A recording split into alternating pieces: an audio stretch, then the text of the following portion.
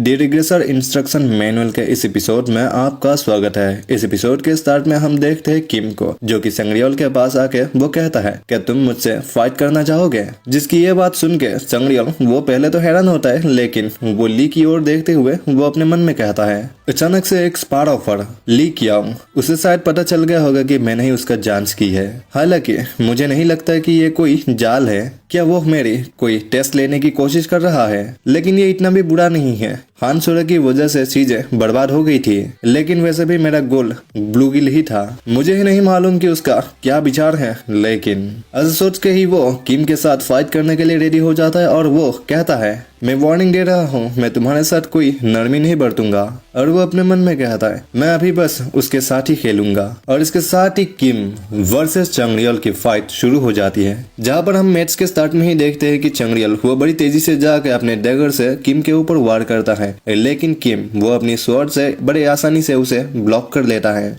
और इसके साथ ही दोनों के बीच ही स्पार स्टार्ट हो जाती है और किम उसके साथ लड़ते हुए अपने मन में कहता है किम चंग्रियोल वो शायद एक असैसिन बनना चाहता है, लेकिन एक बिगिनर के हिसाब से वो काफी अच्छा कर रहा है। हालांकि मैं अभी समझ गया कि कियांग क्यों चाहता था कि मैं ऐसा करूं। उसके हमले बहुत ही क्लियर है, उसमें छिपने का वो एलिमेंट नहीं है जो सभी असैसिन्स के लिए जरूरी है। इतना सोचने के साथ ही किम को यह एहसास हो जाता है कि चंग्रियोल वो इस फाइट को सीरियसली नहीं ले रहा है, तो उसको ऐसा करते हुए देख के वो बड़ा सीरियस हो जाता है और वो चंग्रियोल के ऊपर अपने स्वॉर्ड से एक स्लैश मारता है, जिस अटैक से चंग्रियोल तो बच जाता है, लेकिन उसकी चोटी वो थोड़ी सी कट जाती है। और ऐसा कुछ होते हुए देख के चंग्रियोल वो बड़ा हैरान हो जाता है और वो किम से दूर हट जाता है। और किम अपने मन में कहता है ब्लू गिल को फ्यूचर में आने वाली सभी ट्रायल के लिए तैयार रहने की जरूरत है और उसके लिए स्ट्रॉन्ग और टैलेंटेड लोगों की ही जरूरत है। यदि तुम सच में ब्लू गिल में शामिल होना चाहते हो, बेहतर होगा कि तुम मुझसे ऐसे लड़ो जैसे कि तुम सच में मुझे मारना चाहते हो चंग्रियोल।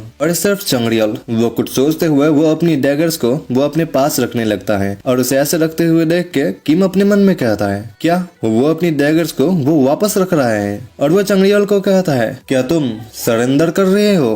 चंग्रियोल कहता है मेरे शू लेसेस खुल गए हैं। और फाइट के बीच ऐसा कुछ होते हुए देख के माहौल वो बड़ा ऑकवर्ड हो जाता है और किम वो कुछ भी कह नहीं पाता। चंग्रियोल वो अपनी शू लेसेस बांध रहा था और किम वो उसे बड़े ध्यान से देख रहा था, लेकिन इतने में चंग्रियोल वो अपने हाथ में वो ढूल लेने लगता है। और ऐसा कुछ करते हुए देख के किम वो थोड़ा स्माइल करते हुए अपने मन में कहता है ये सही है, ये बहुत ही बेसिक है, लेकिन ये बुरा मूव भी नहीं है। और इतने में चंग्रियोल वो उस ढूल को किम के ऊपर ही फेंक देता है। और ऐसा करने के बाद ही वो अपनी मास्क को उतारता है और उसके मुंह में एक पॉइजन नीडल था और वो उस पॉइजन नीडल को किम की ओर ही फेंक देता है, लेकिन किम वो तो पहले ही सही रेडी था। वो उस पॉइजन नीडल को वो बड़ी आसानी से पकड़ लेता है और किम वो उसको ऐसा एक स्टेप लेते हुए देख के वो अपने मन में कहता है बहुत सारे ओपोनेंट्स ने शायद उसके पास एक पॉइजन नीडल भी हो सकता है, उसको शायद एक्सपेक्ट भी नहीं की थी। और इसके साथ ही किम वो ली की ओर देखते हुए वो थम्स अप दिखाते हुए कहता है कियांग चलो इसे ले लेते हैं। मैं सोचता हूँ कि वो इतना तो अच्छा है ही कि वो हमारे फाइनेंशियल सपोर्ट में काम आएगा। और किम को ऐसा कहते हुए सुन के ली अपने मन में कहता है मैंने उससे इसलिए लड़ने के लिए नहीं कहा था क्योंकि मुझे पैसों की चिंता थी। बेशक ये भी इम्पोर्टेंट है, लेकिन जो भी हो मुझे खुशी है कि मैंने ह्यूंगसुंग से ऐसा करने के लिए कहा। हालांकि वो थोड़ा गलत समझ रहा है, मैं तो उसे गॉडेस के पास भेजने वाला था यदि वो कॉम्बैट में अच्छा नहीं होता। अगर मैं उसे मार दूं जबकि वो इतना स्किल्ड है तो ये मेरा ही नुकसान होगा। और इतने में जिहाया वो उसके पास आते हुए कहती है मैं भी यही चाहती हूँ। ली कहता है सही कहा। और ये सब सोचते हुए उन दोनों के मुंह से ही पानी आ रहा था, लेकिन किसी को ऐसा कहते हुए सुन के ली बड़ा हैरान हो जाता है। और वो जब देखता है वो तो जिहाया होती है और वो अपने मन में कहता है ये क्या बकवास है, आखिर वो यहाँ पर कब आई। तो वो कहता है तुम यहाँ पर क्या कर रहे हो। तो जिहाया भी कहती है स्काउटिंग करने के लिए, और क्या, तुमसे मिले हुए बहुत समय हो गया है इंस्ट्रक्टर ली कियांग। वो आदमी एक असैसिन क्लास में है ना। वो ब्लैक सोन के लिए एकदम परफेक्ट कैंडिडेट है। मैं सरप्राइज होंगे अगर तुम उसे डायलॉग होके उसे हमें दे दोगे। और ऐसे कहते हुए ही वो ली के ऊपर एक अल्टीमेट क्यूटनेस अटैक करती है और उसे ऐसा करते हुए देख के ली भी कोई कम नहीं है, वो भी अल्टीमेट क्यूटनेस अटैक डिफ्लेक्ट कर देता है। और वो कहता है आखिर वो क्या था, मुझे नहीं पता कि इसे कैसे करना है। और उसे ऐसा करते हुए देख के जिहाया की मुंह ही उतर जाती है और वो गुस्से में कहती है तुम मुझे परेशान कर रही हो, ऐसा मत करो, मैंने अब तक तुम्हारे लिए बहुत कुछ किया है। ली भी कहता है लेकिन यह एक अलग ही मुद्दा है। मैंने तुमसे कहा था कि मैं पार्क योंजू को बाद में किम ह्यूंग सुंग से मिलवा दूंगा। जिहा कहती है खैर तुम तो सच में बहुत ही खुश हो गए ऐसे किसी आदमी को अपनी गिल्ड में शामिल करके। खैर यह शर्म की बात है लेकिन मैं इससे पीछे हट जाऊंगी। ली कहता है मुझे खुशी है कि हम एक समझौते पर पहुंचे। जिहाया कहती है वैसे भी मेरा मतलब ये नहीं था, मैं तो किसी और कारण से पीछे हट चुकी हूँ। उसकी ये बात सुन के वो कुछ सोचते हुए कहता है क्या कुछ हुआ है? जिस पर जिहाया कहती है बिंगो, मैं तुमसे कभी भी झूठ नहीं कह सकती। दरअसल हमारे गिल्ड में कुछ छोटी से नहीं कुछ सचमुच परेशान करने वाली घटना घटी है। उसके इतना कहने के साथ ही हमारा सीन शिफ्ट होता है और हमें आह्यांग को दिखाया जाता है जहाँ पर जाते हुए एक कपल को वो बात करते हुए सुनती है जहाँ पर वो लड़की कहती है तुम हानसुरा को जानते हो है ना, उसने क्या किया है तुम्हें पता है? जिस पे लड़का कहता है मैंने सुना है कि वो मिस हायान के ऑफिस से कुछ चुराने की कोशिश कर रही थी और वो क्रिपल हो गई क्योंकि उसने कुछ एक्सपेरिमेंट इक्विपमेंट टच कर लिया था। और वो लड़की भी कहती है क्या वो सच में पागल हो गई है? मुझे पता था कि उसका कर्मा उसे हराना चाहता है। वो लड़का कहता है सही है, जाहिर है मिस हायान ने भी पढ़ाना छोड़ दिया क्योंकि उन्हें लगा कि गलती थी उनकी। तो वो भी कहती है तो फिर हमें अब मैजिक कौन सिखाएगा? वो हानसोरा वो कुटिया हमें सिखाएगी। उन दोनों की ऐसी बातें सुन के आह्यांग को बहुत बुरा लग रहा था और वो याद करती है उन ट्यूटोरियल के दिन के बारे में और वो अपने मन में कहती है सारा ने एक समय वो मुझे बहुत ही हेल्प की थी, या मुझे एक बार उसे जाकर देखना चाहिए। इतने में आह्यांग को कोई पीछे से आवाज लगाता है। वो जब पीछे घूम के देखती है वो देख पाती है कि वो तो किम चुल है और वो उसके पास जाके बड़ी प्यार से कहती है तुम्हारा कैसा रहा? तुम बहुत ही अच्छे थे, मुझे पता था कि तुम बहुत ही अच्छा करोगे। तुमने तो उन सभी मॉन्स्टर को बड़े आसानी से मार दिया था, तुम्हें तो उन सबको मारते हुए एक पसीना भी नहीं आया था। और उसकी ऐसी बातें सुन के किम की चुल वो कुछ सोचते हुए कहता है आह्यांग मैंने सुना है कि तुम्हें ब्लू गिल से एक स्काउट का ऑफर आया है। आह्यांग कहती है ओह हाँ, असल में उसे आए हुए काफी समय हो गया है। इंस्ट्रक्टर ली कियोंग ने कहा कि अगर मैं इसमें शामिल हो जाऊँ तो अच्छा रहेगा। मुझे तो यकीन ही नहीं हो रहा है कि उन्होंने मुझे क्यों चुना, लेकिन किम की चुल कहता है सही है लेकिन तुम ही क्यों? उसने खुद आके तुमसे पूछा। आह्यांग ईमानदारी से कहना कि तुम उसके साथ सोए हो। उसकी ऐसी बातें सुन के आह्यांग की तो मुंह की रंग ही उतर जाता है और वो बड़ी घबराते हुए कहती है फिर तुम ऐसा क्यों कह रहे हो? तो किम की चुल कहता है क्या ये अजीब बात नहीं है? तुम्हारे पास तो कोई क्लास भी नहीं है और तुम एक्सपीडिशन टीम में भी नहीं हो। जब मैं बिजी हो गया था तब तुम दोनों ही बहुत करीब आ गए होंगे है ना? आह्यांग कहती है अगर तुम ऐसा कुछ कैसे कह सकते हो, मैं तो इस पूरे समय तुम्हारे लिए ही चेयर अप कर रहा हूँ। इतने में किम की चुल के दोस्त वो उसे पुकारने लगते हैं और वो उसे कहते हैं क्या तुम्हें कैसलॉग के इंटरव्यू में जाने की जरूरत नहीं है, हम तुम्हें पीछे छोड़ के जाने वाले हैं। कीचुल कहता है हाँ मैं आ रहा हूँ। ऐसे कहते हुए ही वो उनके पास जाने लगता है। सिर्फ आह्यांग को उसे बहुत बुरा लगता है और वो किम कीचुल को रोकने की बहुत कोशिश करती है लेकिन वो नहीं रुकता और वो कहता है उस ऑफर को रिजेक्ट कर दो, तुम ऐसे किसी ग्रेट जगह के लिए फिट नहीं हो। और वो बड़े डरावने अंदाज में कहता है तुम मेरे साथ कैसलॉग में चलो, यदि तुम मना कर दोगे तो मुझे नहीं पता कि मैं क्या करूंगा। इतने में वहाँ पर ली पहुंच जाता है और वो उन दोनों को देखते हुए वो अपने मन में कहता है आखिर ये क्या बकवास हो रहा है, क्या वो लोग एक दूसरे के साथ डेटिंग कर रहे हैं? मुझे कभी ये तो पता नहीं चला कि यहाँ पर असल में क्या हुआ था, लेकिन वो किम कीचुल वो तो सच में ही एक पीस ऑफ शिट है। और वो किम कीचुल के स्टेटस में उसका क्विट को चेक करता है जहाँ पर उसका ल्यूड फॉक्स होता है और ऐसे किसी स्टेटस को देख के वो अपने मन में कहता है ये तो सच में बकवास है। अच्छा बढ़िया है, मेरे पास कुछ समय बचा है, मैं आह्यांग को कैसलॉग नहीं जाने दे सकता इसलिए मैं उसकी मदद करूंगा। लेकिन क्या किम कीचुल के जाने के बाद आह्यांग की तो कैरेक्टर ही बदल जाती है और वो बड़ी गुस्से में एक पिलर में मारते हुए कहती है तुम तो सच में एक कमीना हो, मुझे इस तरह से नीचा मत दिखाओ, मैं तो ब्लू गिल में ही जा रही हूँ, तुम तो सिर्फ एक पीस ऑफ शिट हो। और इस तरफ ली उसकी ये रूप देख के वो तो सच में बहुत डर जाता है और वो अपने मन में कहता है चलो इसे ऐसे ही रहने देते हैं और ऐसा प्रिटेंड करते हैं कि मैंने कुछ भी नहीं देखा है। और इसके साथ ही हमारा सीन शिफ्ट होता है और हमें ली और किम को दिखाया जाता है जहाँ पर किम वो जाने के लिए रेडी हो जाता है और वो ली से कहता है चंगड़ियोल वो सच में कॉम्बैट में टैलेंटेड है और उसने मुझे कहा कि उसको एक असैसिन का क्लास भी मिला है। और ली भी कहता है हाँ डिनर का माहौल में बहुत ही बढ़िया था, मुझे लगता है कि यह पक्का है कि वो हमें ही चुनेगा। किम कहता है इन सब के लिए तुम्हें ही शुक्रिया कियोंग।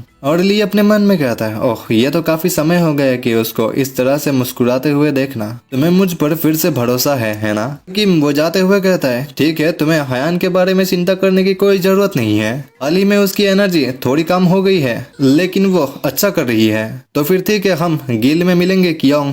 और उसके जाने के बाद ली वो किसी और जाते हुए वो अपने मन में कह रहा होता है, तो फिर अब मेरे पास सिर्फ एक ही कार्ड बचा है। खैर ये तब तक ही है जब तक चंगरियल वो किम के घटिया बकवासों के लिए, मतलब उसके बकवास जोक्स के कारण हमें रिजेक्ट नहीं करता। जहाँ पर हम देखते हैं कि डिनर के टाइम पर चंगरियल भी उनके साथ बैठा हुआ था और किम वो सिर्फ एक पैक मारने के बाद ही वो पूरा नशे में आ गया था और वो उस चंगरियल को एक घटिया जोक सुनाते हुए कहता है, क्या तुम जानते हो एवेंजर्स जिस पेन का इस्तेमाल करते थे उसको क्या कहते हैं? और उसकी ऐसी घटिया जोक सुन के ली वो अपना सर पकड़ते हुए अपने मन में कहता है, फक यार, ये सच में सब कुछ बर्बाद कर रहा है। और उसके बाद वो आह्योंग के बारे में याद करते हुए कहता है, जहाँ तक ये आह्योंग की प्रश्न है, पहले जो हुआ वो मुझे चिंताजनक लगता है, लेकिन ये कोई बड़ी प्रॉब्लम नहीं होनी चाहिए। इतना सोच के वो जा ही रहा होता, इतने में वो चौंक जाता है क्योंकि उसे सुनाई देता है किसी के मरने की। और वो जब घूम के देखता है वो देख पाता है कि उसके पास ही किसी की लाश पड़ी होती है। और ऐसे किसी लाश को देख के लिए वो बहुत हैरान हो जाता है और वो अपने मन में कहता है, आखिर ये क्या बकवास चल रहा है, आखिर ऐसा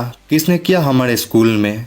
और ली जब उस मर्डर को देखता है तो वो चौंक जाता है क्योंकि वो मर्डर और कोई नहीं, वो तो चंगरियल ही होता है। और उसे देखते हुए ली वो अपने मन में कहता है, फक, ये तो वही है। और यहाँ पर असल में क्या हुआ था इस चीज को जानने के लिए हमें थोड़ी देर पहले का सीन दिखाया जाता है। यहाँ पर डिनर करके ली और किम वो दोनों चंगरियल को कहते हुए जाने लगते हैं, मैंने इस मील को एंजॉय किया, मैं तुम्हारी गिल में ज्वाइन होने के बारे में तुम्हारी रिएक्शन का इंतजार करूंगा।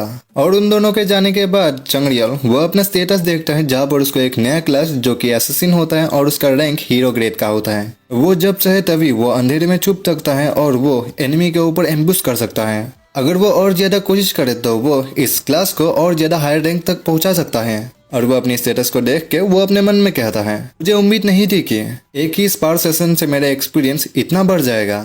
इतने में उसको किसी की आवाज आती है जहाँ पर वो कह रही होती है, थोड़ी देर पहले आखिर तुमने ऐसा क्यों किया? जिसपे एक लड़का जवाब देता है कि आखिर तुम्हारा इससे क्या मतलब है? इन दोनों की आवाज सुन के चंगरियल अपने मन में कहता है, ये आवाज तो किम किचुल की है। और वो छुपते हुए उन दोनों की बात सुनने लगता है जहाँ पर किम किचुल के बाहों में एक लड़की होती है जिसको कि हमने पहले भी देखा था। वो लड़की कह रही होती है, तुमने आह्योंग के साथ ऐसा क्यों किया? क्या तुम उसका यूज ब्लू गिन में जाने के लिए नहीं करने वाले थे? किम किचुल कहता है, ये सच है। वो लड़की कहती है, तो क्या ये अच्छी बात नहीं है यदि वो इंस्ट्रक्टर ली क्योंग के साथ मिलकर तुम्हें धोखा देती है? किम किचुल कहता है, नहीं, अब मैं और ब्लू में नहीं जाना चाहता। वो लड़की कहती है, क्या तुम क्या जेलस फील कर रही हो? किम किचुल कहता है, जैसे कि मैंने तुमसे कहा था, मैं तो बस उसे बॉडीगार्ड के रूप में इस्तेमाल कर रहा हूँ। दरअसल वो मेरी एक पर्सनल बैटल स्लेव की तरह है। उसकी आवाज सुन के चंगरियल को बहुत ज्यादा गुस्सा आता है और वो एक पुराने सीन को याद करता है जहाँ पर वो बहुत घायल था और आह्योंग उसके बाद दौड़ते हुए आती हुई कहती है, चंगरियल क्या तुम ठीक हो? और आह्योंग आके चंगरियल की वो मदद कर रही थी, जबकि इस तरफ किचुल कह रहा होता है, तुम जानती हो ना उसकी स्ट्रेंथ एकदम मॉन्स्टरों की तरह है, उसकी स्ट्रेंथ बहुत ही यूजफुल है। जब हम हंटिंग पर जाते थे तो वो मेरे लिए सब कुछ करती थी। हालांकि बाकी सभी लोग ये सोच रहे थे कि सभी काम मैं अकेले कर रहा हूँ। और बात रही मैंने उसको कैसे टेम किया बेशक मैंने उससे ये कहा था कि यदि तुम दूसरे को दुख नहीं पहुंचना चाहते हो तो मैं जो कहता हूँ वैसा करो। और यही बात मैंने उससे हर टाइम करता रहा और मैं उसे एक गैसलाइट की तरह यूज करता रहा। और असल बात तो ये है कि उसने मेरी सभी बात उसने बिलीव कर लिया। बेशक मैं अकेले ही एक मॉन्स्टर से निपट सकता हूँ, लेकिन यह बहुत ही हेल्पफुल है। अगर मैं उसे कहूँ तो वो मेरे लिए लड़ती है, इसलिए मैंने उसे एक्सपेडिशन टीम से भी बाहर निकाल दिया। मैं नहीं चाहता था कि कोई दूसरा आदमी उसकी जासूसी करे। उसकी ये सारी बातें सुन के चंगरियल को बहुत ज्यादा गुस्सा आता है और वो कहता है, किम किचुल तुम कुटिया के बच्चे। और थोड़ी देर बाद देखते हैं कि हम किचुल को, जो कि वहीं पर पड़ा हुआ रहता है क्योंकि उस लड़की ने भी इसके साथ गेम खेल दिया है, और वो याद करता है कि कैसे उस लड़की ने किचुल को मारते हुए ये कह के जाने लगती है कि तुम बस एक घटिया इंसान हो, अब तो तुम भी मेरे लिए कुछ काम के नहीं रहे।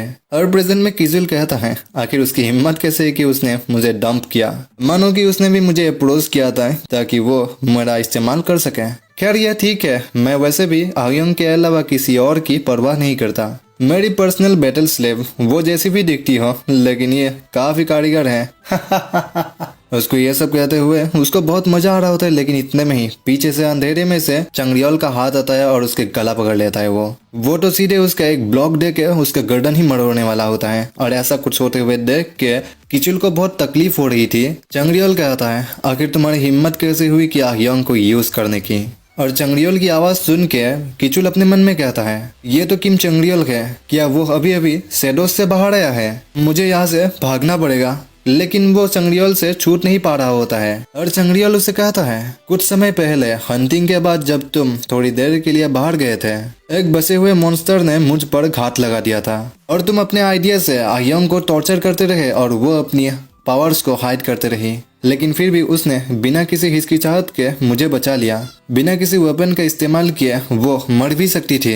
यो आयोंग, वो तेरा बैटल स्लेव नहीं है, वो मेरी सेवियर है। वो ऐसी है जो कि किसी की मदद करने के लिए हिचकिचाएगी नहीं। और चंगरियोल वो पूरे गुस्से में आके वो किचुल का पूरा गला ही दबा देता है, जिसके कारण वो वहीं पर मर जाता है और वो वहीं पर गिर जाता है। और उसको ऐसा गिरते हुए देख के चंगरियोल वो खुद भी हैरान होता है और वो अपने मन में कहता है, शिट यार, मैं तो बस उसे पीटना चाहता था, लेकिन ये क्या हो गया मुझसे। तो वो किचुल को आवाज देने लगता है, हे किम किचुल। इतने में ही वो देखता है कि उसके साइड से वहां पर ली आ गया होता है और उसको देखते हुए चंगरियोल वो चौंक जाता है और वो अपने मन में कहता है, अरे यार, क्या ये उसे ही होना था? और सिर्फ ली वो इसे देखते हुए अपने मन में कहता है, क्या बकवास है। मैंने उसके पास के बारे में चेक किया और मैंने उसके सभी घटिया कामों के बारे में सुना, लेकिन वो अब तो मर्डर भी करता है। यार, ये इतना भी बुरा नहीं है। मुझे आयोंग को लेने के लिए किम किचुल से छुटकारा पाना ही था, लेकिन वो मुझे मारने की कोशिश नहीं करेगा क्योंकि मैं एक विटनेस हूँ, है ना? मुझे तो चिल करना चाहिए। और वो इतना सोच के ही चंगरियोल को कहता है, तुम इतने भी अच्छे नहीं हो अपने स्ट्रेंथ को कंट्रोल करने में। तुम्हें तो और ज्यादा केयरफुल रहना चाहिए क्योंकि तुम्हें एक नया क्लास मिला है। मुझे ये नहीं लगा था कि तुम एक इमोशनल टाइप के बंदे हो, लेकिन मुझे लगता है कि तुम आयोंग को पसंद करते हो। तुमने भी उसकी वजह से ही मेरी बैकग्राउंड के बारे में सर्च किया है ना? तुम्हें चिंता थी कि मैं उसे गिल्ड में शामिल करने के बहाने उसके साथ कुछ कर दूंगा। मैं नहीं जानता कि तुम मेरे बारे में कितना जानते हो, लेकिन फैक्ट यह है कि तुम सिर्फ इन डॉक्यूमेंट से ही छुटकारा नहीं पाए हो। मुझे इतना बताना ही काफी है कि तुमने उन्हें अपने पास रख लिया। यदि मैं आयोंग के और ज्यादा करीब आ गया तो तुम मुझे यही दिखा दोगे, है ना? उसकी ऐसी बातें सुन के चंगरियोल वो अपने मन में कहता है, मुझे और ज्यादा स्टिल्थी रहना चाहिए था, स्पेशली मेरे स्किल्स के साथ। क्या मुझे उसे मार देना चाहिए? वो बहुत कुछ जान चुका है, इस बार तो मैं और ज्यादा स्टिल्थ रह सकता हूँ। इतने में ली कहता है, क्या तुम नेगोशिएट करना चाहते हो? उसकी ये बात सुन के चंगरियोल वो हैरान हो जाता है और वो अपने मन में कहता है, आखिर वो क्या करने की कोशिश कर रहा है? जबकि ली कह रहा होता है, मैं तुम्हारी कमजोरी का इस्तेमाल तुम्हें ब्लैकमेल करने या किसी और चीज के लिए करने की कोशिश नहीं कर रहा हूँ। यह ऐसी चीज है जिससे हम दोनों को ही लाभ होगा। सच कहूँ तो मैं तुम्हें शुरू से ही पसंद करता था। कई इंसिडेंट हुए हैं और इससे मुझे सच में ही तुमको गिल्ड में ले जाने की और भी ज्यादा चाहत हो चुकी है। ये सब कहते हुए वो चंगरियोल का स्टेटस देखने लगता है, जहाँ पर वो किम चंगरियोल के क्विर्क में देखता है जो कि लॉयल डार्कनेस होता है। और उसके डिटेल्स में ये बताया जाता है कि वो उस व्यक्ति के साथ कभी विश्वासघात नहीं करेगा जिसे वो अपनी मास्टर समझता है। और उसकी स्टेटस में ये चीज देख के वो अपने मन में कहता है, सबसे ज्यादा इम्पोर्टेंट बात तो ये है कि मैं उसके जैसा किसी ग्रेट मिनियन को ऐसे ही छोड़ नहीं दे सकता। और ये सब सोचते ही वो एक चुटकी बजाता है, जिसके कारण किम किचुल की पूरी बॉडी ही जलने लग जाती है और वो कहता है, मैं तुम्हें सपोर्ट करूंगा और तुम मेरा शैडो बन जाओ। तुम क्या सोचते हो? मुझे यकीन है कि तुम वैसे भी आयोंग के साथ ब्लू गिल्ड में शामिल होना चाहते हो। और ली की ऐसी बातें सुन के चंगरियोल अपने मन में कहता है, लोग कहते हैं कि डेविल वो भी एंजल्स की तरह ही दिखते हैं। अगर मैं ये ऑफर रिजेक्ट कर दूं तो शायद वो मुझे मार देगा, और अगर मैं ये ऑफर एक्सेप्ट भी कर लूं तो मैं उसके अनगिनत शतरंज के मोहरों में एक बन जाऊंगा और उसके लिए मैं लड़ते हुए मर जाऊंगा। लेकिन मुझे इससे कोई परेशानी क्यों नहीं है? उसका बढ़ा हुआ हाथ मुझे इतना इनवाइटिंग और कंफर्टेबल क्यों लग रहा है, जबकि मैं जानता हूँ कि मुझे छोड़ दिया जाएगा। ऐसा लगता है कि मैं जैसे इसी पल का ही इंतजार कर रहा था। और इतने में ली कहता है, और बेशक मैं इसके लिए तुम्हें अच्छा पे करूंगा। जिस पे चंगरियोल कहता है, मुझे बस एक शांत सा कमरा चाहिए और एक वेपन, और अगर ये संभव हो तो मैं चाहता हूँ कि मेरा कमरा आयोंग के कमरे के बगल में ही हो। ली कहता है, क्या ऐसा है? तुम तो सच में यूनिक हो बडी। यार, मुझे इससे कोई आपत्ति नहीं है। और ऐसा कहते हुए ही ली अपने मन में कहता है, एक ऐसा एसेसिन जो कि डार्क में रहता है और ऐसा कोई व्यक्ति कहाँ फिट होता है? ली क्योंग जैसा व्यक्ति के साथ ही फिट बैठता है। शायद इस डार्कनेस के अंदर जिस डेविल ने एक सेंट का चेहरा लिए रखा है, मेरे जैसे किसी व्यक्ति के लिए ये एकदम सही जगह है। और ये सारी बातें ली ने अपने मन में नहीं सोचा था, ये सारी बातें चंग्रियोल अपने मन में कह रहा था। और वो आखिर में ली को एक मास्टर के रूप में एक्सेप्ट कर लेता है और वो कहता है, मैं आपके साथ काम करने के लिए उत्सुक हूँ वाइस गिल्ड मास्टर ली कियोंग। और ली अपने मन में कहता है, खैर मैं तो बाल बाल बच गया, मुझे नहीं पता कि वो असल में क्या सोच रहा है, लेकिन कम से कम मैं अभी सेफ हूँ। और इसके साथ ही उस एकेडमी का आखिरी दिन आ ही जाता है, जहाँ पर हीरा वो सबको बधाई देते हुए कह रही होती है, रेड मर्सनरीज के एकेडमी में बस इतना ही है, मैं तुम सभी को शुभकामनाएं देती हूँ। और ये एकेडमी मैटर यहीं पर एंड होता है और हमारा सीन शिफ्ट होता है और हमें ब्लू गिल में दिखाया जाता है, जहाँ पर हम देखते हैं कि सारा को जो कि होश में आता ही वो चिल्लाने लगती है क्योंकि उसके आगे हयान होती है। और वो हयान के उस डरावने चेहरे को इमेजिन करते हुए वो कांप रही होती है और वो रोते हुए कह रही होती है, प्लीज मुझे माफ कर दीजिए, मुझे छोड़ दीजिए, मुझे मत मारिए, माफ कर दीजिए मुझे। लेकिन हयान तो सारा के साथ ऐसा कुछ करके वो बहुत उदास होती है और वो रोते हुए वो खुद भी सारा से माफी मांग रही होती है। और इसके साथ ही ली वो थर्ड वॉल ब्रेक करते हुए कहता है, हमारे गिल्ड में टोटल 4 बंदे ज्वाइन हुए हैं। पहला किम चंग्रियोल जो कि एक असैसिन है, दूसरा आह्योंग वो एक जॉबलेस है, तीसरा हान सोरा जो कि पब्लिक के सामने तो एक मेज है लेकिन असल में वो एक डार्क मेज है, और चौथा बंदा वो तो एक सीक्रेट है। जहाँ तक सवाल है हान सोरा का, मुझे यह बहुत ही दिलचस्प लगा है कि वो उसके टूटे हुए माना पाठ के कारण उसका क्लास डार्क मेज के क्लास में चेंज कर दिया गया। हालांकि वो असलियत में ऐसी चाहती तो नहीं थी। और हमें डार्क मेज के बारे में बताया जाता है, एक डार्क मेज के थ्रेड जो कि पीटीएसडी के साथ आता है, ये भी एल्केमी की तरह ही है जो कि लेस इफेक्टेड है। उनके बारे में ज्यादा जानकारी तो नहीं है, लेकिन एक बात तो निश्चित है कि वो स्ट्रॉन्ग होते हैं। होली एम्पायर में उनके साथ हिटन्स की जैसा व्यवहार किया जाता है, इसलिए उन्हें छिपे रहना चाहिए। मुझे लगा कि यह बहुत ही इम्प्रेसिव बात है कि उसने हार नहीं मानी और उस इंसिडेंट के बाद भी उसने अपनी प्रयास जारी रखी। लगता है कि हयान को अपने किए पर बुरा लग रहा है, हाल ही में वो काफी शांत हो गई है, इसलिए ये भी अच्छी बात है। और सिर्फ हयान वह सारा के साथ ऐसा कुछ करने के कारण वो बहुत रोते हुए वो उससे माफी मांग रही होती है, जबकि सारा उसे ऐसे करते हुए देख के वो और भी डर जाती है और वो उल्टा कहने लगती है कि कृपया आप ऐसे मत रोइए मिस जंग हयान, मैं ही तो वो थी जिसने की गलत किया था। और उनको ऐसा करते हुए देख के सभी लोग हंसने लग जाते हैं और द्योगजो वो बड़ा मुस्कुराते हुए कहता है, इन सभी नए लोगों के साथ गिल्ड और भी ज्यादा लवली हो जाएगा। इतने में वहाँ पर अचानक से गीमो आ जाता है और वो भी कहता है, हाँ बिल्कुल, चलो हम सब मिलकर एक अमेजिंग गिल्ड बनाते हैं। और गीमो को यहाँ पर देख के द्योगजो वो बड़ा हैरान हो जाता है और वो कहता है, गीमो आखिर तुम यहाँ पर कैसे हो? जिस पे गीमो वो ब्लू गिल्ड के साथ अपने नए कॉन्ट्रैक्ट को दिखाते हुए कहता है, क्योंकि मैं यहाँ पर मूव हो गया हूँ। गीमो की आवाज सुन के द्योगजो वो चौंक जाता है और ली वो हंसते हुए कहता है, इस पार्टी का नया सीक्रेट मेंबर बैटल प्रिस्ट और एक्टर एहन गीमो। जैसे कि हम एक्सपेक्ट कर सकते हैं कि एहन गीमो और द्योगजो अगर एक साथ मिल जाए वो दोनों बहुत नौटंकी करते हैं, वैसे ही वो दोनों अपनी नौटंकी स्टार्ट करते हुए कहता है, तुम सभी देखते रहना कि मैं कितना ज्यादा कंट्रीब्यूशन देता हूँ। मैं ब्लू गिल्ड के प्रति वफादार रहने की शपथ लेता हूँ और फिर से शपथ लेता हूँ। और उन दोनों को ऐसा करते हुए देख के यूरी का दिमाग खराब हो जाता है और वो कहती है, एक और बकबक करने वाला नहीं। और सिर्फ आह्योंग वो बड़ा मुस्कुराते हुए कहती है, यहाँ पर तो हर किसी के पास ही एक अच्छा क्लास है। और उसकी ये बात ली सुन लेता है तो वो कहता है, ओह मुझे याद आया, तुम्हारे पास अभी तक कोई क्लास नहीं है ना? क्या तुमने किसी क्लास के बारे में विचार किया है? जिस पे आह्योंग कहती है, ओह नहीं, असल में मेरे पास एक है। ली कहता है, तो फिर वो क्या है? आह्योंग बड़ी मुस्कुराते हुए कहती है, ओह क्या अभी तुम उसे देखना चाहते हो? और उसकी ऐसे एक्सप्रेशन देख के ली अपने मन में कहता है, मैं तो उसे एक टैंक बनाने जा रहा था। और आखिर उसने क्या चॉइस किया? क्यों कहती है, ओह मैंने जो क्लास चॉइस की है वो इतना कहती ही है, इतने में उनके पीछे एक बहुत बड़ा ब्लास्ट होता है। और ऐसा कुछ होते हुए देख के सभी लोग चौंक जाते हैं और हैरानी से उसी ओर देखने लगते हैं। और वहाँ पर एक कहीं से एक बहुत बड़ा ब्लैक ड्रैगन आ गया था। और ऐसे किसी चीज को देख के ली अपने मन में कहता है, आखिर वो क्या बला है? नहीं रुको, अब जब मैंने उसे करीब से देखा है तो क्या ये एक ड्रैगन नहीं है? क्या ये डायलुगिया हो सकती है? नहीं, ये कुछ अलग है। फक, क्या ये वो हो सकता है? इतने में गिल के अंदर से हाइजिन वो दौड़ते हुए बाहर आती है और हाइजिन को वहाँ पर देखते हुए ली कहता है, हाइजिन आखिर वो क्या चीज है? क्या यह एक डायनामिक्स पोकेमोन है? हाइजिन भी कहती है, असल में क्या ये भी यहाँ पर पॉसिबल हो सकता है? असल में वो क्या चीज है वो इसके बारे में हाइजिन बता नहीं वाली थी, लेकिन ली उसे रोक लेता है और वो कहता है हाइजिन इसके बारे में मत बोलो, मैं इसे सच में सुनना नहीं चाहता। हाइजिन कहती है असल में आपको ये बात जान लेनी चाहिए।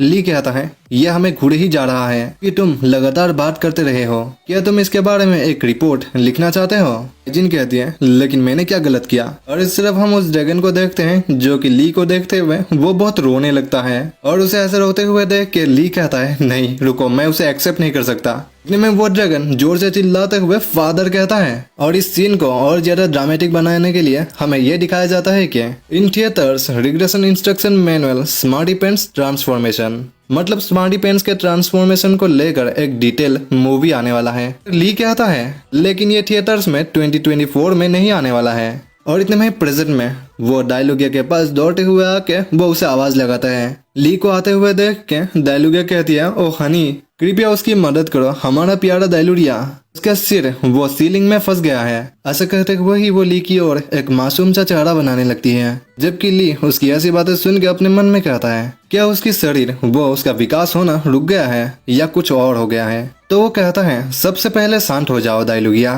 क्या वो असल में ही वो हमारा प्यारा स्मार्टी पेंस ही है? आखिर ऐसा क्या हुआ कि वो इस तरह बदल गई? जिस पे डायलुगिया कहती है असल में ड्रैगन रेस वो बड़ी स्पीड से ग्रो होते हैं उनकी ग्रोथ पीरियड में। उसकी ये बात सुन के ली अपने मन में कहता है लेकिन केवल उसका सिर ही क्यों ग्रो हुआ है, वो एक जिराफ है। डायलुगिया फिर से कहती है हम अपने नेस्ट में रह रहे थे जब से वो बहुत बड़ी हो गई थी, लेकिन जब उसने ये सुना कि उसके फादर वो आ रहे हैं तो गिल में वो आपका इंतजार करने लगी।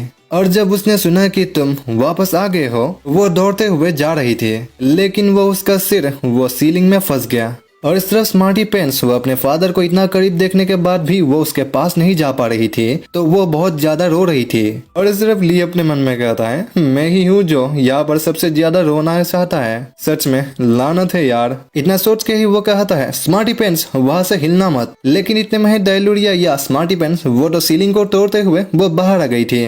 और बाहर आने के बाद वो बहुत खुश होती है, जबकि उसकी माँ वो अपनी हाथ फैलाते हुए कहती है डायलुरिया अपने माँ के पास आओ। लेकिन नहीं, वो उसके पास कहाँ आने वाली थी, वो तो सीधे ली की ओर जाने लगती है। उसको ऐसे जाते हुए देख के डायलुगिया वो बहुत निराश हो जाती है, जबकि स्मार्टी पेंस वो ली को पाके वो उसे चूमने लग जाती हैं, जिसके कारण उसकी पूरे मुंह के लार वो ली के ऊपर आके गिरने लगता है। और ऐसा कुछ होते हुए देख के ली वो पूरा डिप्रेस हो जाता है। और ली के साथ ऐसा कुछ होते हुए देख के हाइजिन और वो सचमुच आके वो डायलुरिया को थोड़ा पीछे हटा देती है और डायलुरिया वो फिर से रोने लगती है, जबकि ली वो अपने मन में कहता है यहाँ पर सब कुछ ही गड़बड़ है, मुझे अभी भी अपने पत्नी का कर्ज चुकाना है और अब तो गिल्ड और बर्बाद हो चुका है। सीधी तरीके से बताओ तो ये एक खंडर बन चुकी है। अभी तो स्मार्टी पेंस का क्यूट स्टेज इस एक चैप्टर में ही खत्म होता है। यह सब सोच के ली का हालत बहुत ज्यादा खराब हो जाता है और ली की ऐसी हालत देख के किम और हाइजिन वो दोनों ही उसके पास जाने लगते हैं और हाइजिन उसे कहता है अपने आप पर काबू रखो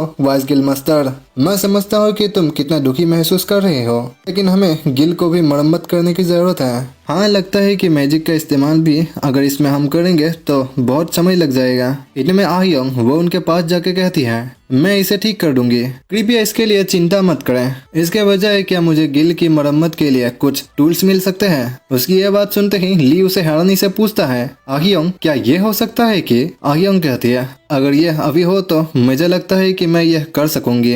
अगर यह अभी है तो मैं किसी को भी नुकसान ना पहुंचाए मैं अपनी शक्ति का पूरा यूज कर सकता हूँ। अगर यह अभी ही है, यही कारण है कि मैंने ब्लैक स्मिथ का क्लास चॉइस किया है। ऐसे कहते हुए वो बड़ी मुस्कुराने लगती है, जबकि ली वो उसका स्टेटस चेक करने लगता है और वो उसके स्टेटस पे देख पाता है कि उसका क्लास तो ब्लैक स्मिथ होता है और वो एक हीरोइक क्लास का होता है और उसके ट्रेड्स पर इंडोमिटेबल हार्ट होता है, जो कि यूजर के 10 मीटर के सराउंडिंग पर हर एक चीज वो रिपेयर कर सकती है और वो सिर्फ डेली में 3 बार ही ऐसे कर सकती है। और सिर्फ डियोक जो वो तो आह्योंग की ऐसी रूप देख के वो पूरा फिदा हो जाता है और वो कहता है जैसे कि उम्मीद थी, जिस समय मैंने उसे देखा मुझे पता था कि वो एक ब्लैक स्मिथ के रूप में ही एकदम सही होगी। और सिर्फ ली कहता है उसने तो मुझे चौंका दिया। और किम भी कहता है ये बहुत ही डिसअपॉइंटिंग है, ये देखते हुए कि वो कितनी स्ट्रांग है। वो उसके मसल्स अगर वो एक टैंक के रूप में राइज करती तो अच्छा होता, ली भी कहता है शुरू में मैं भी यही सोच रहा था। किम और ली तो आयोंग को एकदम थॉर के जैसा इमेजिन करने लग जाते हैं और इस तरफ आयोंग तो उन सारे चीजों को मरम्मत करते हुए वो किम किचुल के फोटो को भी वहीं पर गाड़ते हुए वो कहती है इसमें तो सच में बहुत मजा आ रहा है, मेरा सारा स्ट्रेस वो दूर हो गया है। और इस तरफ किम वो ली को कहता है ओह राइट कियोंग, मैं इस पॉजिटिव वाइब को बर्बाद तो नहीं करना चाहता था, लेकिन पहले से ही ब्लैक स्वान गिल के गिल मास्टर इंतजार कर रही है। और ली अपने मन में कहता है ब्लैक स्वान आखिर ये किस बारे में हो सकता है। और वो तब के बारे में याद करता है जहाँ पर जिहाया ने ली को कुछ कहा था उनके गिल के बारे में। और वो उसको याद करते हुए वो अपने मन में कहता है ये उस एनोइंग मामले के बारे में तो नहीं हो सकता जिसके बारे में जिहाया ने पहले किया था, है ना? मुझे नहीं मालूम कि ये क्या है, लेकिन ये मुझे सच में परेशान करने वाला लग रहा है। किम और ली जब ब्लैक स्वान गिल के गिल मास्टर से मिलने आते हैं तो उनको देखते हुए जिहाया कहती है ओह मिस्टर ली कियोंग, हम आपका ही इंतजार कर रहे थे, मैंने बाहर बहुत तेज आवाज सुनी, क्या सब ठीक है? ली कहता है ओह मिस जिहाया भी यहाँ पर आई है और उसके बारे में बताने लायक कुछ भी नहीं है। इनमें ब्लैक स्वान गिल के गिल मास्टर उन्हें देखते हुए कहती है आपसे मिलकर खुशी हुई ब्लू गिल के वाइस गिल मास्टर, मेरा मानना यह है कि ये हमारी पहली ऑफिशियल मीटिंग है। मैं ब्लैक स्वान गिल के गिल मास्टर पार्क योंजू हूँ। और ली वो पहले के बारे में याद करते हुए वो अपने मन में कहता है पार्क योंजू वो मर्डर ब्रिगेड की एक मेंबर थी जो उस पिग बास्टर्ड के एक्सपेरिमेंट के दौरान सामने आई थी। वो बिना मास्क के सच में एक अलग इंसान लगती है।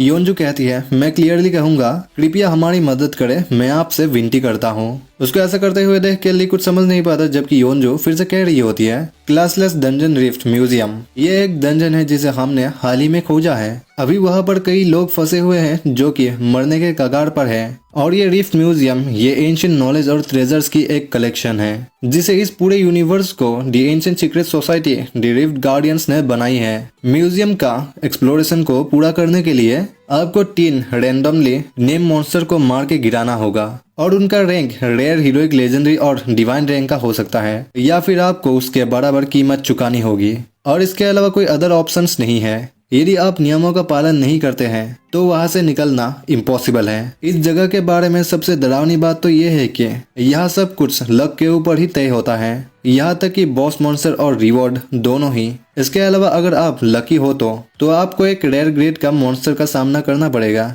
लेकिन अगर आप अनलकी हुए तो आपको डिवाइन ग्रेड भी मिल सकता है। उसकी ये बात सुन के ली अपने मन में कहता है क्या यह सीधा सीधी एक सुसाइड नहीं है? मैंने आज तक नहीं सुना है कि डिवाइन ग्रेड का भी कोई मॉन्स्टर है, ये बहुत खतरनाक है। मैं सच में एक जुआ खेलने वाला व्यक्ति नहीं हूँ, मुझे उन्हें सॉफ्टली रिजेक्ट कर देना चाहिए। हाँ यही सबसे बेस्ट होगा। ली को ऐसे सोचते हुए देख के जिहाया को बड़ा मजा आ रहा था और वो धीरे से कहती है यदि तुम हमें रिजेक्ट करते हो तो मैं डियोग्जू को ट्रूमैन शो के बारे में सब कुछ बता दूंगा जिसमें तुमने उसका बड़ा मजाक उड़ाया था। उसकी ये बात सुन के ली अपने मन में कहता है ये लेडी ये सच में ही एक एविल पर्सन है। और वो किम की ओर देखते हुए अपने मन में कहने लगता है खैर ह्यूमसिंग के एक्सप्रेशन इतना भी बुरा नहीं लग रहा है, मुझे लगता है कि यह ठीक रहेगा अगर हमारे पास एक रिग्रेसर है या फिर उसको एक और वहाँ पर एक किलर आइटम मिल सकता है। ये सही है, हमें बस अपने प्यारे रिग्रेसर पर विश्वास करना है और उसके लिए आगे बढ़ना है। और इस तरफ किम वो अपने मन में सोचते हुए कहने लगता है जबकि मैं पहले भी एक बार असफल हो चुका हूँ, मैं कियोंग पर भरोसा करूंगा और इसके लिए आगे बढ़ूंगा। इस बार मैं डेफिनेटली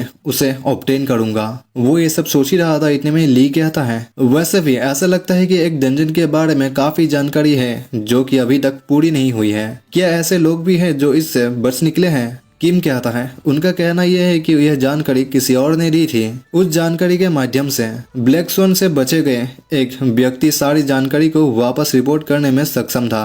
रिफ्ट म्यूजियम का गाइड एक यंग लड़का है जिसका नाम मैक्स है और उसका पहचान या उसका आइडेंटिटी एक मैजिक स्पिरिट है जो एंशिएंट रिफ्ट गार्डियंस से म्यूजियम की रक्षा करने के लिए पैदा हुआ है। वो गाइड उस प्लेस पर रैंडमली हुए स्पिन से होने वाले परिणामों के लिए कोई भी जिम्मेदारी नहीं लेगा। वो यही कहता है वो शुरू से ही जिम्मेदारी से बचता रहा है। और फिर जैसे कि उम्मीद थी इस जंजन में सबसे इम्पोर्टेंट बात उसकी लक होगी। हर एक मेंबर का स्टेट लक वो बहुत ज्यादा होना चाहिए। इतने में योंजू वो एक लिस्ट देते हुए कहती है ये एक लिस्ट है, हमारे कमांडर जिहाया ने इसे बनाया है। यहाँ पर ब्लैक स्वान के अटैक फोर्स के मेंबर्स के लक स्टेट्स पॉइंट्स यहाँ पर लिखी है। यहाँ पर सभी मेंबर्स ने अपनी लक स्टेट्स को यहाँ पर शेयर किया है, लेकिन तुम इस पर भरोसा नहीं कर सकते। और क्यों, आपको भी अपने ब्लू गिल के मेंबर्स के लक पॉइंट्स के बारे में चेक करना चाहिए। इतने में ली कहता है, एक सेकंड रुको, उससे पहले क्या तुम मुझे वो इन्फॉर्मेशन दे सकते हो जो कि इस लिस्ट में नहीं है। बेशक मुझे मिस जहाय के एबिलिटीज के ऊपर शक नहीं है, लेकिन सबसे ज्यादा लक स्टेट्स पाने के लिए इंडिविजुअल्स को अपनी स्टाइल्स और उनकी पर्सनैलिटी को ध्यान में रखना चाहिए। न केवल लक स्टेट्स जो कि सिर्फ स्क्रीन पर दिखता है, लेकिन इंडिविजुअल्स के पर्सनैलिटी और उनके स्टाइल से ही एक अच्छा ड्रॉ निकलता है, उसी से ही उनका लक डिपेंड करता है। योंजू कहती है, यदि आप तैयार हो तो हम आभारी होंगे, लेकिन हमारे पास समय बहुत कम है। और ली अपने मन में कहता है, मैं सभी की लक पॉइंट स्टेट्स देख सकता हूँ क्योंकि मेरे पास है माइंड्स आई। और उस दिन का दिखाया जाता है जहाँ पर वो सभी रेडी हो जाते हैं और वो उस म्यूजियम में रेड मारने के लिए रेडी हो जाते हैं, जहाँ पर ली और योंजू एक दूसरे से बात कर रहे थे। जहाँ पर योंजू कहती है, कुछ दिन पहले का वो ट्रेनिंग भी सफल रहा, यदि ऐसा ही रहा तो हम लोगों को डंजन के अंदर कोई भी प्रॉब्लम नहीं होना चाहिए। जिस पे ली कहता है, लेकिन अभी भी हमारा गार्ड डाउन करना बहुत ही जल्दी हो जाएगा। तुम ये नहीं कह सकते कि वहाँ पर किस तरह का डिफरेंस हमें दिखाई दे सकता है। जिस पे योंजू वो बड़ी मुस्कुराते हुए कहती है, यह सच है, मुझे इसे कैसे रखना चाहिए मिस्टर कियोंग। हमारी पहली मुलाकात में मुझे तो लगा था कि तुम एक अजीब व्यक्ति हो, लेकिन मैं तुम्हें एक नई लाइट में देखती हूँ। कैसा रहेगा कि तुम हमारे ब्लैक स्वान में शामिल हो जाओ। और वो उसे एक दोस्त की तरह कहने लगती है, चलो भी मान भी जाओ भी ना। उन दोनों को ऐसा बातें करते हुए देख के उस तरफ किम की उसकी जल जाती है। उसे तो डर लगने लग जाता है कि कहीं ली उसे छोड़ के कहीं चला ना जाए। इतने में ली कहता है, मैं तुम्हारे इस विचार के लिए आभारी हूँ। और फाइनली हमें उस डंजन को दिखाया जाता है जिसका कि नाम क्लासलेस डंजन रिफ्ट म्यूजियम होता है। और उसके अंदर वो सभी एंटर हो ही जाते हैं और ली अपने मन में कहता है, ये डोर तो ऑटोमेटिकली ओपन हो गया, आखिर यहाँ का गाइड कहाँ पर है। जो भी हो, ये तब तक ठीक रहेगा जब तक कि हमें डिवाइन ग्रेड नहीं मिल जाता, बस कोई डिवाइन ग्रेड ना हमें मिले। और इस तरफ ड्योगजो वो अंदर आते हुए कहता है, यार ये जगह तो सच में बहुत ही बड़ी है। और इस तरफ डायलुगिया भी कहती है, मैं विश्वास नहीं कर सकता कि ये एक एंशिएंट आर्किटेक्चर है। और इस तरफ ली कह रहा होता है, मुझे यकीन है कि हमारा प्यारा रिग्रेसर वो सभी बाकी का ध्यान रख लेगा, लेकिन फिर भी उसका एक्सप्रेशन वो ज्यादा ठीक नहीं लग रहा है। लेकिन इतने में ही अचानक से वहाँ पर बहुत ज्यादा रोशनी होने लग जाती है और वो सभी लोग उसे देखते हुए हैरान हो जाते हैं। और उस रोशनी में से एक गाइड अपीयर होने लगता है और वो अपीयर होते हुए ही कहता है, रिफ्ट म्यूजियम में आए सभी लोगों का स्वागत है। मैं हूँ इस म्यूजियम का गाइड मैक्स। मैं ध्यान रखूंगा कि इस म्यूजियम के एक्सप्लोरेशन काफी स्मूथली हो। तुम लोगों को यहाँ पर 3 नेम मॉन्स्टर को हराना होगा जो कि रैंडमली सिलेक्टेड किया जाएंगे। अब पहले नेम मॉन्स्टर के लिए ऐसा कहते हुए वो एक मैजिक करता है, जिसके कारण वहाँ पर एक स्मीन आ जाती है और वो कहता है, मैं सच में ये जानने के लिए उत्सुक हो रहा हूँ कि 500 में से एक मॉन्स्टर जो कि तुम लोगों को हराने के लिए यहाँ पर अपीयर होगा, तो फिर अब क्या हमें इस पिन के व्हील को घुमाना चाहिए। और इस तरफ ली वो उस गाइड को देखते हुए अपने मन में कहता है, क्या वो आदमी वो इस डंजन का गाइड है। वो दिखने में काफी यंग लगता है जितना मैंने एक्सपेक्ट किया था। ऐसे कहते हुए ही वो अपने माइंड आई का स्किल उसके ऊपर इस्तेमाल करते हुए देखने लगता है।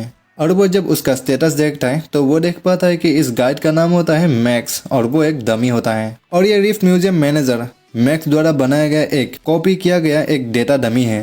यूं कि इसका कोई फिजिकल बॉडी नहीं है, इसलिए वो इसके बारे में ज्यादा इन्फॉर्मेशन नहीं देख पाता। तो वो अपने मन में कहता है, डेटा कॉपी किया गया, क्या इसका मतलब ये है कि इसका मेन बॉडी कहीं और पर है। इसके अलावा मुझे बहुत बुरा लग रहा है क्योंकि मैं इसका स्टेटस स्क्रीन नहीं देख पा रहा हूँ। इतने में मैक्स वो किसी को नोटिस करता है और वो सीधे किम के पास आते हुए कहता है, ब्रावो। उसे ऐसा करते हुए देख के सभी लोग हैरान होते हैं और वो चौंकते हुए मैक्स को ही देखने लग जाते हैं। और मैक्स वो किम को देखते हुए कहने लगता है, ये एक ऐसी फसल है जिसे मैंने उम्मीद नहीं की थी। ये पहली बार है जब मैं तुम जैसे किसी व्यक्ति को देख रहा हूँ। और ली वो उस मैक्स को देखते हुए अपने मन में कहता है, क्या वो आदमी, क्या ऐसा हो सकता है कि उसने ह्यूंगजुंग की पहचान देख लिया है। लेकिन इतने में मैक्स वो चमकते हुए नजरों से वो ली को भी देखने लगता है। उसे ऐसे देखते हुए देख के ली कंफ्यूज हो जाता है और मैक्स वो ली को दिखाते हुए कहता है, और तुम भी, तुम्हारे पास भी एक लेजेंडरी ग्रेट ट्रेट है। और वो डायलुगी की ओर भी देखते हुए कहता है, तुम भी एक लेजेंडरी ग्रेट के ड्रैगन हो। और वो हयान और योंजू की ओर भी देखते हुए कहता है, हयान जो कि उसने एक मैजिक की ब्लेसिंग हासिल किया है और योंजू उसके पास लेजेंडरी ग्रेट का हिडन ट्रेट है। इतने सारे लेजेंडरी ग्रेड के प्लेयर्स को एक साथ देखते हुए मैक्स वो बहुत खुश हो जाता है और वो कहने लगता है ये तो सच में बहुत ही अमेजिंग है। ये सोचना कि तुम में से हर एक के पास कुछ न कुछ विशेष है। काफी समय हो गया है तुम्हारे जैसे ऐसे हाई लेवल के मॉर्टल्स ने इस म्यूजियम को विजिट किया है। और वो ली की ओर देखते हुए कहता है स्पेशली तुम। मैं नहीं जानता कि तुम जैसे एक अनवॉर्डी और लोली पर्सन के पास इतना ज्यादा खास कुछ हो सकता है, और तो और तुम्हारे पास ऐसे दो है। उसकी ये बात सुन के ली हैरान होता है और वो अपने मन में कहता है क्या दो? एक तो माइंड आई है तो फिर दूसरा क्या हो सकता है? स्टेटस स्क्रीन पर तो कुछ भी खास नहीं था। मैक्स कहता है खैर ये ठीक है सब लोग। ये कैसा रहेगा कि नेम मॉन्स्टर से लड़ने के बजाय कैसा रहेगा कि मैं तुम पांचों को यहाँ पर म्यूजियम में डिस्प्ले के लिए रख दूं? उसकी यह बात सुनते ही सभी लोग वो सभी हैरान हो जाते हैं। जबकि मैक्स वो फिर से कहता है बदले में मैं बाकी लोगों को जाने दूंगा। बेशक उन्हें किसी भी नेम मॉन्स्टर से लड़ना नहीं पड़ेगा, लेकिन फिर भी डिस्प्ले के दौरान तुम सभी के जीवन रुक जाएगा। ये बहुत ही ऑनरेबल बात है। इसके बारे में तुम लोगों का क्या ख्याल है? क्यों ना तुम लोग इसके लिए मान जाओ प्लीज। ऐसे कहते हुए वो उन सभी को एक ऊंचा चेहरा देने लगता है और सिर्फ ली वो अपने मन में कहता है वो कमीना वो वाकई सस्पिशियस है। क्या ये हो सकता है कि वो खुद भी एक नेम मॉन्स्टर है? जिस तरह से वो हमें डिस्प्ले पर रखने की बात कर रहा है वो इस म्यूजियम का मैनेजर हो सकता है और इस म्यूजियम का वो एक फाइनल बॉस भी हो सकता है। सबसे पहले हमें उस रेड में शामिल होने से पहले उस छोटे बच्चे का मेन बॉडी को ढूंढना होगा। वो ये सब सोच ही रहा था, इतने में वो हैरान हो जाता है क्योंकि योनजो वो अपनी ऑर्डर रिलीज करते हुए वो बड़ी गुस्से में मैक्स से कहती है चुप हो जाओ और उस व्हील को स्पिन करो। तुम कमीने बच्चे हो। मेरे पास यहाँ तुम्हारे पास खेलने का समय नहीं है। मेरे पास ना तो पेशेंस है और ना ही समय है कि मैं तुम्हारे बकवास सुनता रहूं। योनजो को ऐसे देखते हुए मैक्स वो कहता है ये तो सच में कितनी डरावनी है। ये खतरनाक है लेकिन इसमें मैं मदद नहीं कर सकता। तो फिर ठीक है चलिए इस रोल आउट के साथ इसे कंटिन्यू करते हैं। क्या कोई रिप्रेजेंटेटिव यहाँ पर आएगा? उसकी यह बात सुन रही वो सभी एक दूसरे को देखने लगते हैं और वो तय कर लेते हैं कि योनजो ही पहला करेगी। जिस पे योनजो वो उस व्हील को स्पिन करते हुए कहने लगती है spin spin spin spinning wheel. उसे ऐसा कहते हुए सुन के ली अपने मन में कहता है योनजो वो अभी तो ठीक है लेकिन वो क्या था? ये चिल्लाने का क्या ही मतलब था? इतने में वो व्हील रुक जाता है और उनको एक लेजेंडरी ग्रेड का मॉन्स्टर मिला होता है और उसका नाम होता है स्केलेटन वॉरियर 1। एक लेजेंडरी ग्रेड के मॉन्स्टर को आते हुए देख के सभी लोग हैरान हो जाते हैं और ली कहता है क्या स्टार्टिंग में ही एक लेजेंडरी ग्रेड का मॉन्स्टर? खैर ये भी ठीक है, कम से कम हम डिवाइन ग्रेड से तो बच गए। और मैक्स वो अपनी मैजिक करते हुए कहता है ओह ऐसा लगता है कि शुरू से ही एक दिलचस्प आदमी सामने आया है। ऐसे कहते हुए ही वो जब अपनी मैजिक करता है उसके करने के साथ ही वो पूरा म्यूजियम ही अंदर से बदलने लग जाता है और वहाँ पर बहुत सारी लाइट चमकने के साथ ही वहाँ पर स्केलेटन वॉरियर 1 अपीयर होने लगता है जो कि वो एक लेजेंडरी ग्रेड का नेम मॉन्स्टर है। और वो अपीयर होने के साथ ही वो अपने मिनियंस को समन करने लग जाता है और उस मॉन्स्टर को देखते हुए ली अपने मन में कहता है शुक्र है मैं इस मॉन्स्टर के सेट पॉइंट्स को देख सकता हूँ माइंड साइज है। और वो उस मॉन्स्टर के स्टेटस जब देखता है वहाँ पर लिखाई देता है कि स्केलेटन वॉरियर 1 उसका स्किल लिस्ट समन स्केलेटन और एनर्जी ड्रेन होता है। और इस स्टेटस को देखते हुए ली अपने मन में कहता है हमें बस उसके समन किए गए लेकीज से बचना है और उसके अल्टीमेट स्किल से भी बचना है। ऐसे सोचने के साथ ही ली वो उन सभी को कमांड करते हुए कहने लगता है सभी लोग अपने पोजीशंस पे आ जाओ। हयान तुम्हें अपना मैजिक तैयार करना चाहिए। ड्योगजो, ह्यूंगसुंग और योनजो तुम सभी मेन अटैकर्स होंगे। इतना कहने के साथ ही वो तीनों आगे बढ़ जाते हैं जबकि बाकी के गिल्ड मेंबर्स भी वो भी उनके मिनियंस के साथ लड़ने लग जाते हैं। और ली वो उनको लड़ते हुए देख के अपने मन में कहता है माइंड से ये सच में एक चीप स्किल है। और वो उन सभी को भी कमांड करते हुए कहने लगता है केयरफुल रखना और उन सभी समन किए गए मॉन्स्टर्स को अपने ऊपर हिट लेने के लिए मत देना।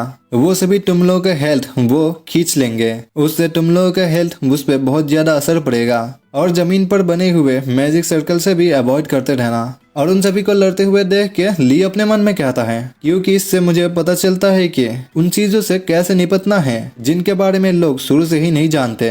हालांकि मुझे भी नहीं पता कि मेरे पास एक ऐसा चीप स्किल क्यों है। इतने में वो लिस्ट वो अपनी अल्टीमेट स्किल वो उसे एनर्जी ड्रेन को कास्ट करते हुए कहने लगता है लाइफ ये एरिया पूरा ही फिल्ड है लाइफ से।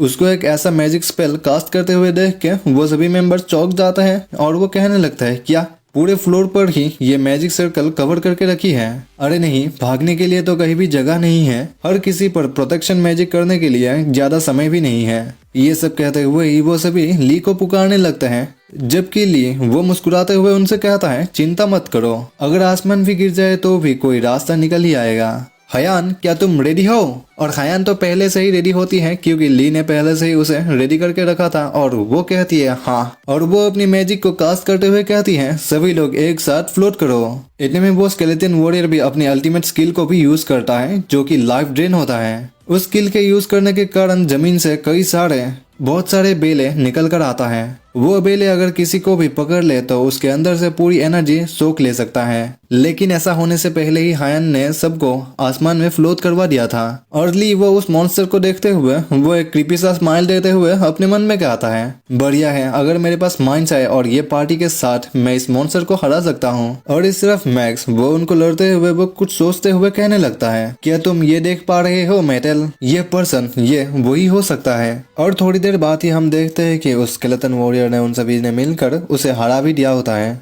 और उस स्केलेटन वॉरियर को मारने के बाद ली उसे देखते हुए अपने मन में कहता है ओह यह सच में बहुत ही पावरफुल था, लेकिन मेरी माइंड्स आई ये उससे भी ज्यादा पावरफुल है। इतने में वहाँ पर मैक्स आ जाता है और वो आते हुए ही कहने लगता है तुमने बहुत अच्छा किया, मुझे इसकी उम्मीद थी, लेकिन तुम लोग निश्चित रूप से ही बहुत स्ट्रॉन्ग हो। अच्छी तरह सोचो तो तुम लोगों ने बड़ी इजीली वान को हरा दिया। दी एंशिएंट रिफ्ट गार्डियंस तुम लोगों को देखकर वो बहुत ही खुश होंगे, स्पेशली वो लोली वन जो कि अपने कमांडिंग स्किल से उनको कमांड कर रहा था। इतने में वो सभी मैक्स को बहुत गुस्से से देखते हुए कहने लगता है इसे भूल जाओ, जल्दी करो और हमें अपना रिवॉर्ड दो। जिसपे मैक्स वो घबराते हुए कहता है और ठीक है, लेकिन वो व्हील कौन स्पिन करेगा? किम कहता है इस बार मैं ट्राई करूंगा। और ली वो किम को ऐसा कहते हुए सुन के वो अपने मन में कहता है ओह, उससे बातें सुन के लगता है कि वो बहुत ही कॉन्फिडेंट है, क्या उसकी पहली लाइफ में कुछ अच्छा हुआ था। इतने में किम भी उस व्हील को घुमाते हुए योंजू की तरह ही कहने लगता है spin spin spinning the wheel. और उसको ऐसा कहते हुए सुन के ली अपने मन में कहता है चलो यार, क्या तुम लोग ऐसा कहना बंद कर सकते हो? ये बहुत ही एम्बेरसिंग लगता है। इतने में वो व्हील वो स्पिन करना रुक जाता है और उसके रिवॉर्ड में उनको 3 बुक मिलते हैं जहाँ पर बताया जाता है कैसे एक जीनियस स्वॉर्डमैन और एक एल्केमिस्ट एक दूसरे से प्यार में पड़ गए। और ये बुक लिमिटेड एडिशन से है और इसमें एक स्पेशल बोनस और ये एक हीरोइक ग्रेड का होता है। ऐसा कुछ होते हुए देख के सभी लोग हैरान हो जाते हैं और वो कहते हैं ये क्या है? जिसपे मैक्स कहता है ओह ये कुछ ऐसा है जो मुझे किसी को डंजन से भागने के देने के लिए बदले में मिला है। और उन बुक्स को देखते हुए वो तीनों तो बड़े निराश होते हैं, लेकिन बाकी के मेंबर्स वो बड़े मजे ले रहे होते हैं। और मैक्स फिर से कहता है उन लोगों ने कहा कि ये नॉवेल अभी बहुत ही पॉपुलर चल रहा है लिंडेल में, उन लोगों के लिए ये एक ट्रेजर से भी ज्यादा है, वो चाहे तो इसके लिए वो अपना जान भी दे सकते हैं। और सिर्फ ली अपने मन में कहता है क्या एक नॉवेल वो एक रिवॉर्ड भी हो सकता है? क्या एक ऐसा रिजल्ट तब भी आता है जब एक पार्टी का एवरेज लक स्टेट 90 है? क्या इस कमीने की किस्मत इतना खराब है? और सिर्फ किम वो उन सारे नॉवेल्स को लेते हुए वो बहुत एम्बेरस फील कर रहा होता है, तो वो अपनी मुंह को छुपाने लग जाता है क्योंकि उन सारे नॉवेल्स में ली और किम के बारे में ही लिखा गया होता है। और हम भी देख सकते हैं कि उन बुक्स का पहला टाइटल जो कि होता है how the genius swordsman and the alchemist fell in love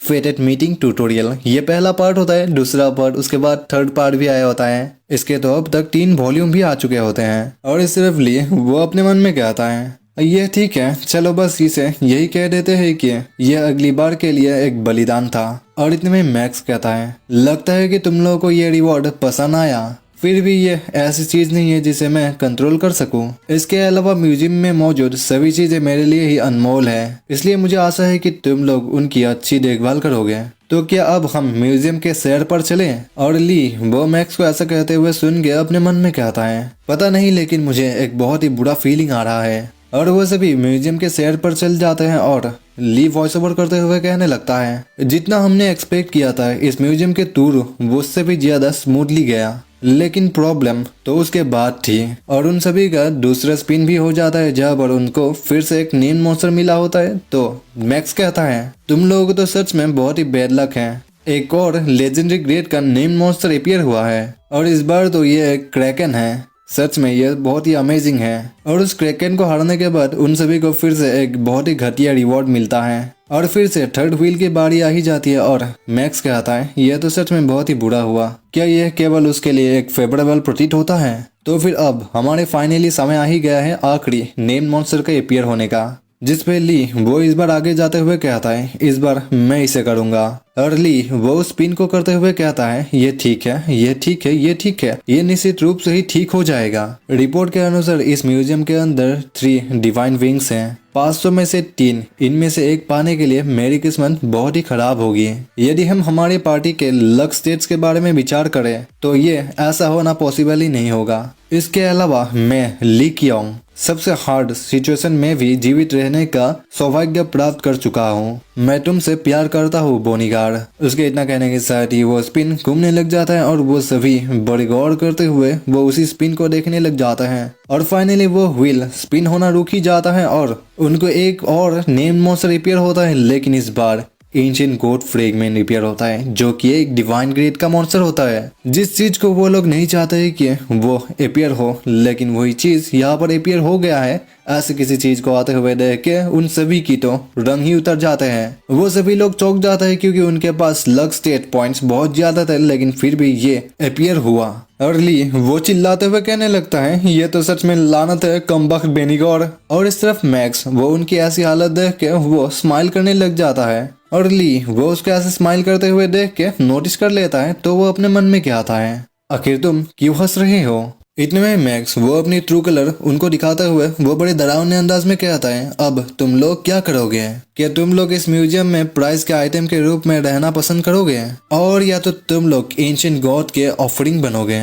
उसकी ये सारी बातें सुन के ली वो समझ जाता है आखिर वो इसका क्या प्लान है, तो वो चिल्लाते हुए उनको कहता है, ये एक सच में स्कैम है, हमारे साथ स्कैम हो रहा है। मैक्स कहता है, हाँ आखिर तुम्हारा मतलब क्या है? जिस पे ली कहता है, मुझे यकीन है कि इस गाइड ने ही हमारे प्रोबेबिलिटी के साथ खिलवाड़ किया है। डिवाइन रैंक माय एज, ये सच में एक नॉनसेंस है। और वो अपने मन में कहता है, मैं बस समय रोकने की कोशिश कर रहा हूँ ताकि वो कुछ भी समझ ना कर पाए, नहीं तो हम सभी मारे जाएंगे एक डिवाइन रैंक के मॉन्स्टर के साथ लड़ते हुए।